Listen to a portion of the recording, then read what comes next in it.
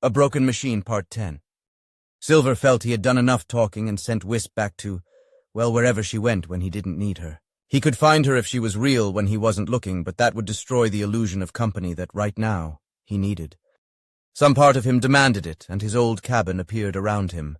He walked slowly to his personal supplies and opened a drawer. In some strange way he was reassured by the pocket debris he had dumped into it over his voyage. Papers, tat, a handful of acorns, some unwanted religious bullshit, and a very, very fine bottle of whiskey given to him on his arrival. It came with a pair of matching glasses that maintained themselves at -5 degrees. He set them up carefully on his desk and sat down heavily, his mind's eye looking towards the storm of knives that he was about to throw his ship into. Uncountable blades, shielded ship killers, all designed to rip him into shards of blood and regret. No. He poured 2 measures and summoned Wisp for a moment. He didn't speak, simply handed her a glass and raised it in salute. To victory, to the end of your eternal war and to the end of your broken machines. He drank swiftly. Wisp watched him with curiosity. It was a new emotion, an import from her new mind. At first she had thought it was a bug and an irritation. Her human thought it was a feature, a virtue. She was surprised that she was still here. She was also surprised that she now had a gender, but humans thought of ships as feminine, and so she had become a female. He refused to dismiss her. He was refusing to absorb her. Instead, he had loaded her with independence. Yet they were completely assimilated. The algorithms that made up her existence were growing by orders of magnitude, and her new mind seemed happy about it. Her human required her to grow and took satisfaction from her success. She had no historical data that was useful. Some new part of her simply took the glass and assimilated the whiskey. To the end of broken machines, she repeated. Silver nodded and seemed to hold himself still. All right, I need to see if this can work. I need you to take my hand and melt, whatever you call it. Take me to wherever you go when I'm not speaking to you. We need to know that I can do this before the asshole is shooting at us. The director of Earth was grimly threatening one of their colonies. This is not negotiable. We are all at war, and your local politics hold little interest to me. Your independence is only as real as the fleets I can raise right now. Someone is coming that cares even less about your values than I do. Get those ships and supplies to the fleet, or I will cut you off from humanity. Your people signed the treaty, and it is our blood and treasure that you rely on to guard you. If I don't see those supplies move, I will cancel your membership, and then I will declare your system traitor, interdict, and undefended. You can burn on your own, or we can fight together. I am holding you to your oath, Chancellor. Am I clear? He didn't wait for a reply, cutting the call even as the overdressed fool that still thought that this was about politics and not survival, stared open-mouthed at the screen. He shook his head slightly. Humanity carried a lot of useless baggage. He picked the next call in his queue. Admiral, report please, and send me a list of any other assholes that are withholding materials from you. The Admiral gave a slight grin at that. Sir, I don't know what you said, but a whole lot of gear is suddenly heading my way. Seems you convinced them. The First Fleet is already moving towards our last known coordinates for the Wisp. Second Fleet will be 8 hours behind them. The third is our defense fleet, and I'm building it up around Earth. The Fourth Fleet is on the way to whatever Silver Wisp left for us. I've put our intel aboard it on the off chance that they can update us. 6 and 7 are not close to ready since I need them to lift the Marines and we don't have a target. I'm loading ordnance and machinery as it comes in, but I have nowhere to point them. Red Fleet is en route as rescue and repair with them since we still have a burning planet to deal with. The director sat back and watched the numbers scroll past him. First Fleet had taken everything it could carry from the armories, and he had staff practically weeping about it. He wasn't that happy about it himself, but they weren't bloody ornaments, and today they might keep a world or more from burning. He looked at the Admiral. Keep trying to open a link with Silver Wisp. That's going to be our first indication if we can survive this. The First needs to stand ready to take any chance it can get to support them. I'm pushing Earth to a war footing, but his face looked grim. Time. I can get you weapons, I can give you men, but I can't create any more time for us. The Admiral nodded. Director, we go to war with the army we have, not the army we want. It's written over the door of my academy for a reason. At a certain point, all you can do is fight and keep fighting. You look after the logistics and let us do the rest. The director nodded as he moved to connect his next call. Don't worry, Admiral. If it can be made, it will be. If it can fight, it's on its way to you. Fair sailing. He cut the call. The Admiral looked at the now blank screen. The director had terrorized both their allies and enemies into supplying his requirements at whatever cost, and the pressure wouldn't end until this sudden war did. He murmured, Fair sailing to you too, Commander, as he turned to his captains. They had all been included in the call, probably the last time some of them would ever see Earth again. Silver tried not to flinch as Wisp walked into the wall. her hand still gripping his. He concentrated on his breathing, trying to remember the basic mantras from his training. He was so busy worrying about it that he wasn't paying attention when Wisp's arm suddenly pulled him into the hull. She stood beside him, still gripping his hand as they looked back into the now empty cabin. Silver just managed, "Oh." The wall wasn't real, it had never been real. Not since the crash. This was all him. He laughed.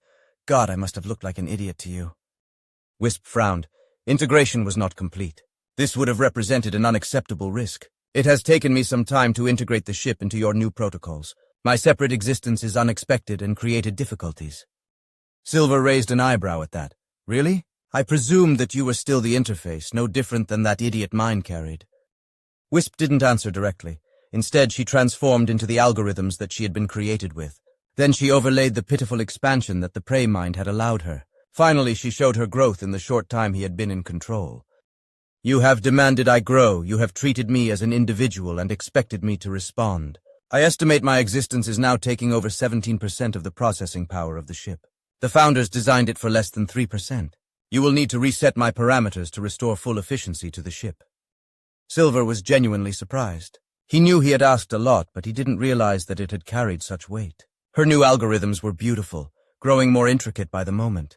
He could see himself thinking about this revelation, and new decision trees grow, new choices opening. "This is the space for the mind." "Correct." "That is correct. I am currently occupying unused elements of the matrix designed for you. That is against normal operating procedures." Silver realized he was now no longer shaped.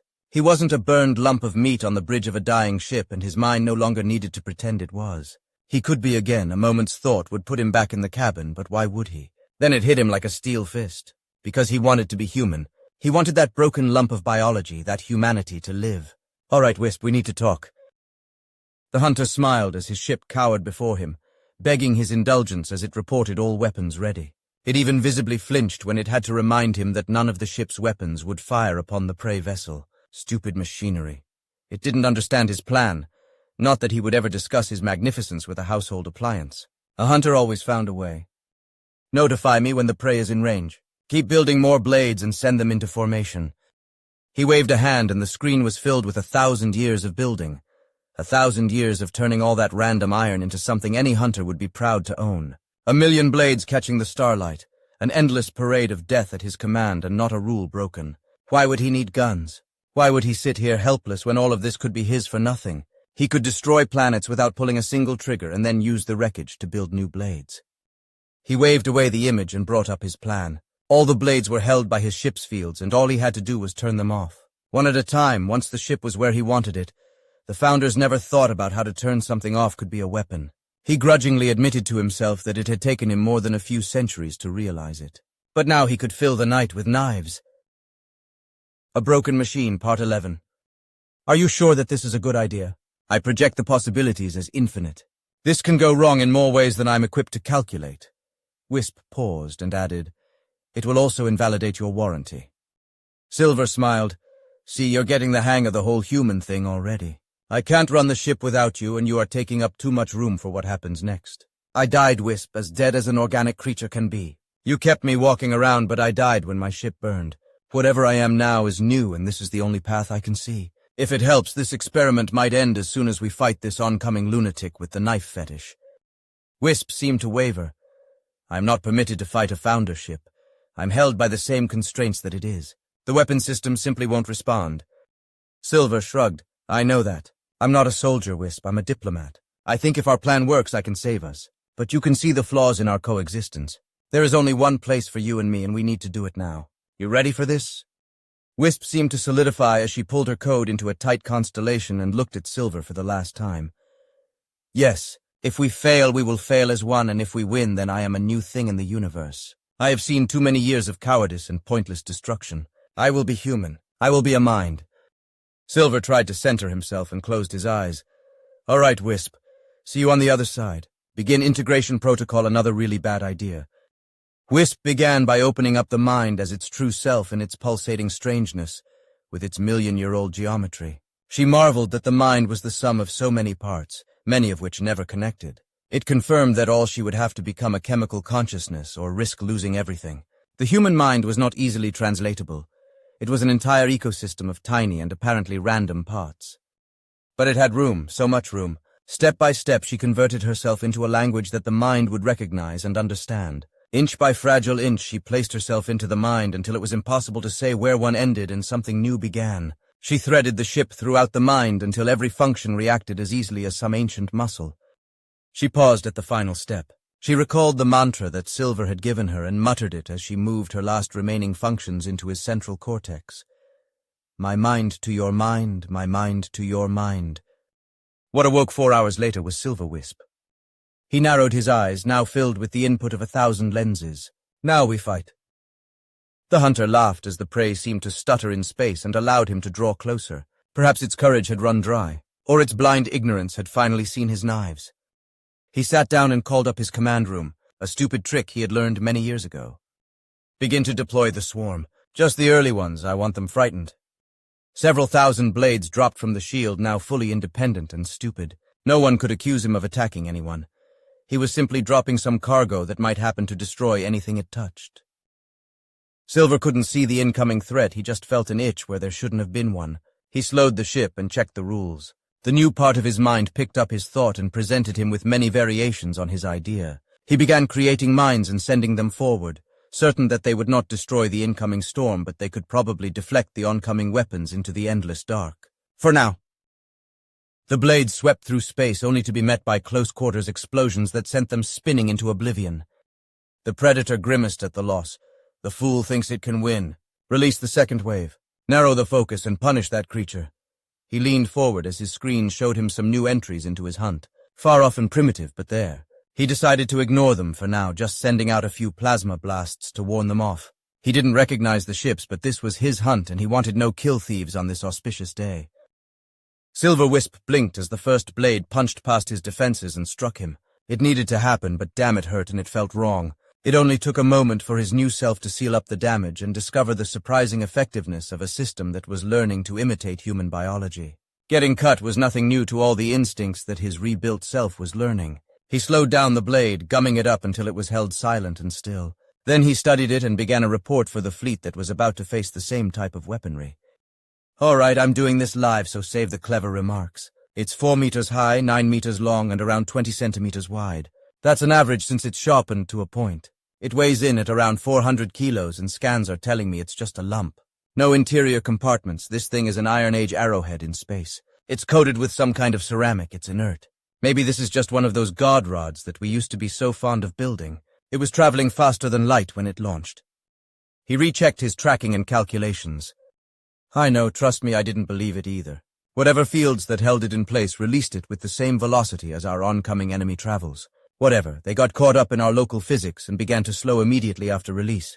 It still hit me with a fuck-ton, possibly a metric fuck-ton of kinetic energy. Ship-ending, planet-burning levels of it.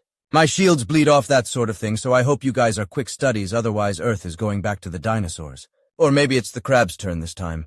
Anyway, I'm attaching the details. I estimate that he has around 1 million of these bloody things from my scans.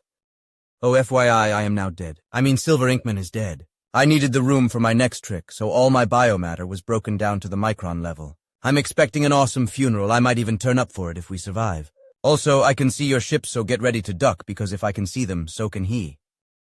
First Fleet had pushed hard to get in range of the Wisp and had arrived in time to see something flare in the deep space ahead of the ship. The commander was the first to respond. What the hell is that? The shout from his nav brought him back into the game.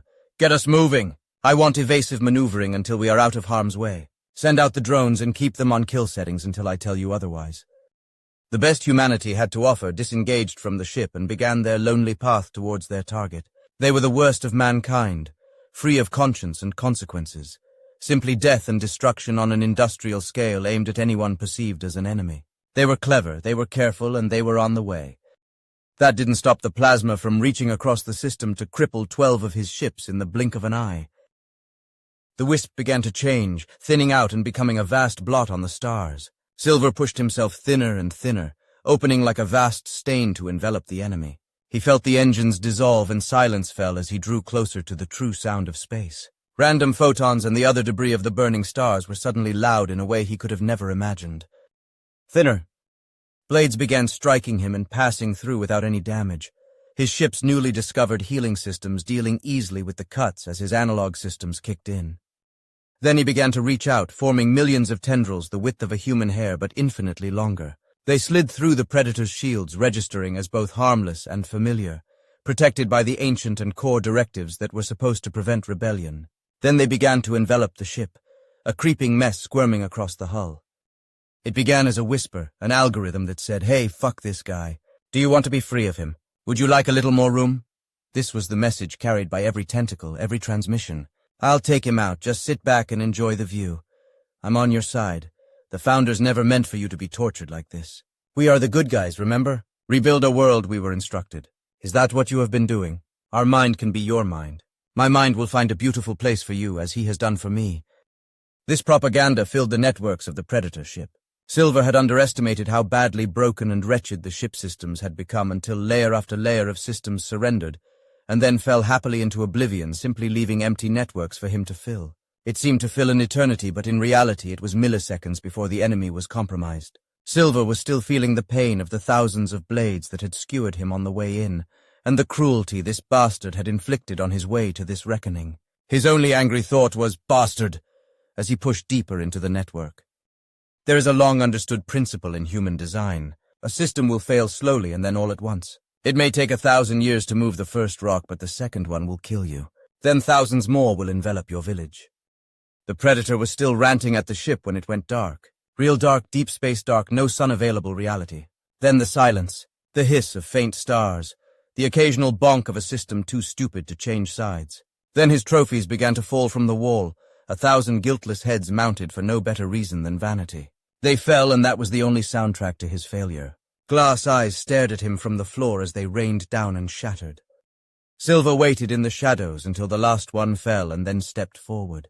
He had stayed with his human shape, but it was too late to find a biological version. He was now a sea of metal, his thoughts passing as strange rhythms across his body. He bowed and then raised his head. "Today you will die. Your ship is already mine, but I would ask you to leave a story. Explain how you got here. Your prey deserved only contempt, feeding others to your greed. You were a pair of broken and murderous machines, and I will end this. Talk, make your peace, and then you shall pay for your crimes."